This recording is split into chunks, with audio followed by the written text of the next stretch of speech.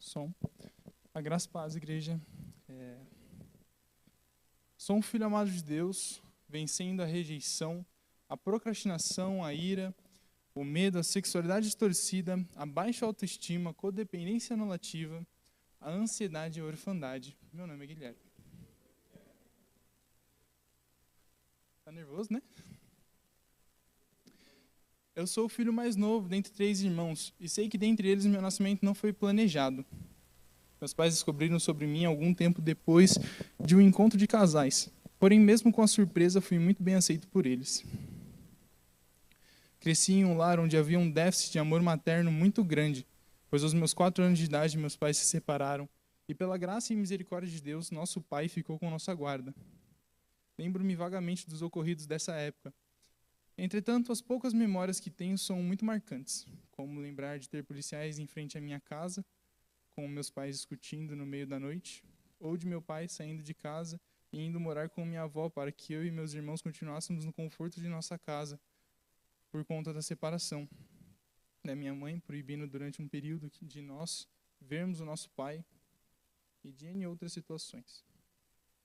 Tudo isso contribuiu para que eu desenvolvesse o sentimento de que eu não tinha valor, pois sempre ouvi que o amor de mãe era sem igual, e saber que minha mãe havia traído nosso pai e a nós, colocando os desejos de sua carne à frente da sua família, acabou me desenvolvendo a codependência anulativa, onde durante anos fiz tudo para que as pessoas não me abandonassem, gostassem de mim ou até mesmo me aceitassem em seu meio para que eu me sentisse parte de algo, pois sempre tinha a sensação de que ninguém se importava comigo ou que minha existência era irrelevante. Muitas vezes aceitando ser humilhado ou até mesmo sofrendo chacota dos meus colegas na escola por conta do meu peso elevado ou pelo fato de ninguém conhecer a minha mãe. Sim, haviam muitas piadas sobre isso. Essas brincadeiras acabaram me levando a comportamentos muito agressivos, onde direto arranjava brigas na saída da escola ou fazia questão de demonstrar minha força para que as pessoas tivessem medo de mexer comigo, assim me deixando em paz. Claro que isso não adiantou. Só me proporcionou muita repreensão dos mais velhos e do meu pai. Com todas essas situações, acabei desenvolvendo um grau de depressão onde constantemente me culpava pelas coisas que haviam acontecido, mesmo que eu não pudesse fazer nada em relação aos ocorridos. E muitas das vezes até mesmo me autoagredia como forma de correção, apesar delas se fazerem indispensáveis, pois meu pai sempre foi muito rígido conosco. Acredito que de certa forma foi necessário, pois ele tinha 3 filhos homens, um de 18, um de 9 e eu aos 4 anos. Sua disciplina era severa e pontual, da mesma forma que seu amor intenso. Acabou que, por conta disso, sempre o vi como um general, onde se você fizesse tudo certo, receberia sua recompensa, seu carinho.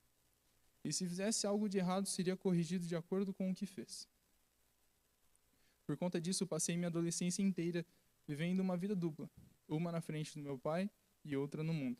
Na frente do meu pai, eu era um menino educado, onde me comportava e seguia as regras restritamente, um filho perfeito, pois tinha medo de ser rejeitado por ele também.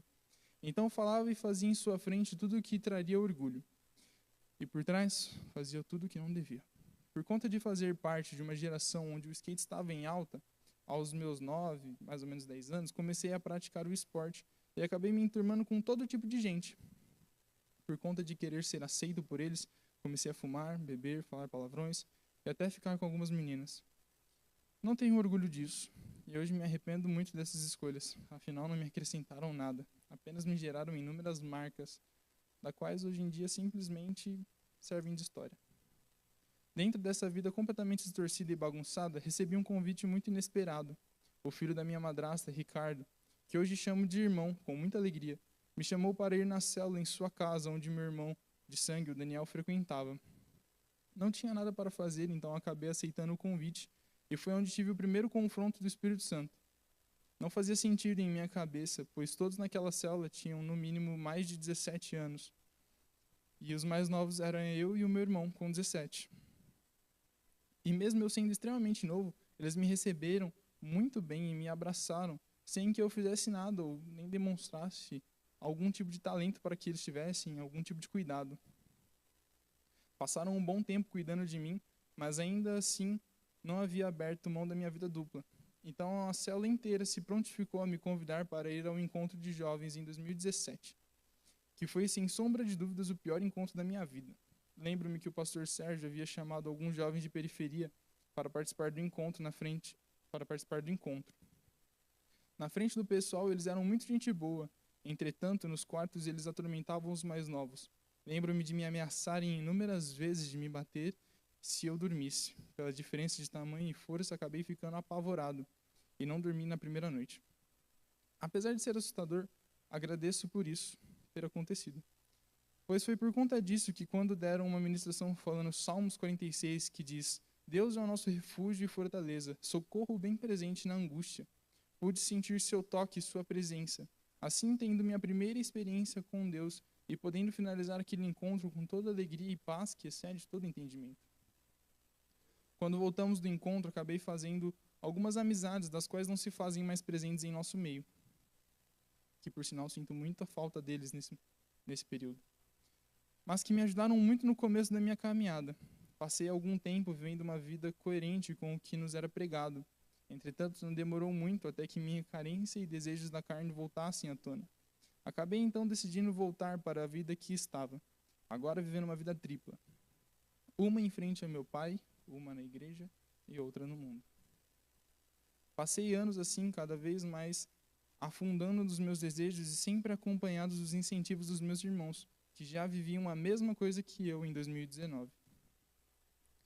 Nesse mesmo período, sofri uma lesão no joelho, andando de skate, onde tive que parar de praticar o esporte. Por conta disso, uma das minhas máscaras se foram, pois agora não conseguia mais andar de skate e meu ciclo de amigos já não me convidavam mais para rolês. E acabei me sentindo mais uma vez rejeitado. Por isso, acabei usando minhas funções no Ministério de Sonoplastia como uma rota de fuga para minha dor. Me atolei em estudos, montagens e muitos outros serviços que na época eram necessários. Enfim. Após um ano, veio a pandemia, onde mais uma vez tive a oportunidade de me jogar de cabeça no ministério, pois agora era um dos caras que mais conhecia sobre o equipamento que tínhamos e que podia ajudar com um novo desafio, a transmissão do online.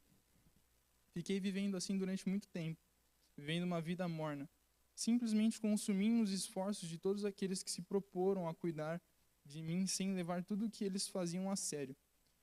Com isso, fica claro que não havia parado com as minhas tentativas falhas de sanar minhas carências e dependências emocionais.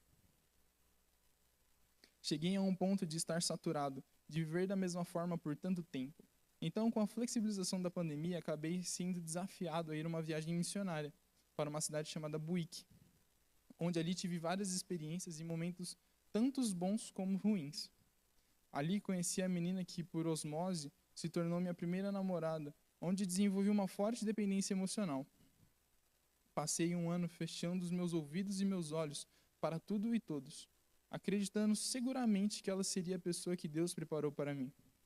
Passou um bom tempo que estávamos juntos e Deus me deu uma visão, onde vi a ruína de quem nós éramos e do que vivíamos em igreja. E Ele deixou claro que eu devia terminar com essa menina.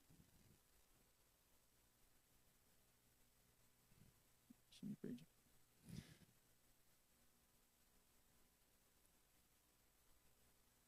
Terminar com essa menina e me levou a sair da minha zona de conforto, me desafiando a fazer algo que nunca imaginei fazer, ou pelo menos não naquele momento. Hoje entendo que foi por cuidado e zelo para conosco e vivo com um coração em paz com os ensinamentos e com aquilo que Deus me direcionou a fazer. Por isso tomei a frente e obedeci. Foi muito doloroso e sem sombra de dúvidas. Foi um dos momentos mais difíceis da minha vida. Entretanto, em meio a tanta dor e sofrimento, Deus tratou muitas questões na minha vida. A partir disso, pude pedir suporte para as minhas lágrimas com meu pai. E assim começou o processo de enxergá-lo como pai, que apesar de rígido, me amava incondicionalmente. Não somente isso, mas encontrei um amigo que agora não tenho mais vergonha ou medo de demonstrar meu coração, e quem realmente sou. Deus aproveitou e colocou amigos de verdade para que, quando eu estivesse no chão, me ajudassem a levantar e a sacudir a poeira e seguir firme na caminhada cristã. As lutas contra os meus desejos e anseios não ficaram menores. mas Cristo tem me ensinado a ter autocontrole e domínio próprio sobre eles. E pela graça e misericórdia, continuaria a vencer pela honra e graça do nome de Deus.